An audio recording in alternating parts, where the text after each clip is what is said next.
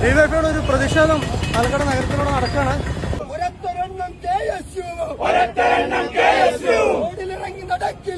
റോഡിലിറങ്ങി നടക്കില്ല.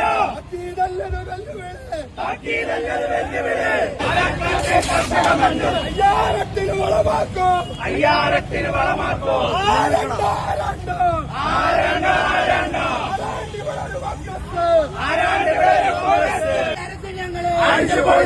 ഞങ്ങള്